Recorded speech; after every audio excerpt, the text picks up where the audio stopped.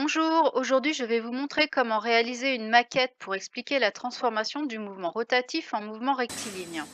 Dans le monde industriel du 19e siècle, la vapeur était utilisée pour faire fonctionner des machines et permettait de produire un mouvement rectiligne alternatif. Ce mouvement était transformé en mouvement rotatif pour faire fonctionner les différents outils de la distillerie, notamment au travers d'engrenages assurant différentes vitesses de rotation. Pour cette maquette, j'ai utilisé du matériel très simple. Deux attaches parisiennes, deux limes à ongles, boulons, écrous et rondelles, ainsi que des matériaux de récupération, fond de bouteille en plastique, carton et petites pochettes en plastique. Les outils utilisés sont eux aussi très simples.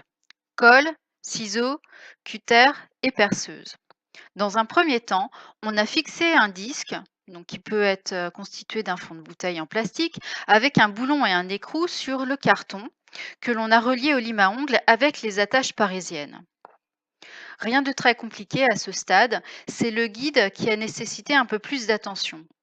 Pour ce guide, on a utilisé du carton assez épais que l'on a collé pour y faire passer l'une des limes à ongles. Au départ, pour faire ce guide, j'avais utilisé des petites pochettes en plastique. Ça fonctionne aussi, mais le guide est quand même beaucoup plus efficace avec du carton renforcé. Et voilà le résultat. L'idée serait de proposer un kit aux enfants participant au monde industriel perdu pour réaliser une maquette pendant leur visite. Bon, évidemment, il n'est pas question qu'ils utilisent une perceuse ou même un cutter. Le kit serait constitué d'éléments préformatés et prédécoupés qui pourraient être assemblés sur un support installé sur le site. L'idée est de travailler sur l'assemblage des éléments pour faire comprendre la transformation du mouvement rotatif en mouvement rectiligne alternatif. Pour terminer, on pourrait proposer un petit selfie avec la maquette ou pourquoi pas avec une webcam si le support est fixe.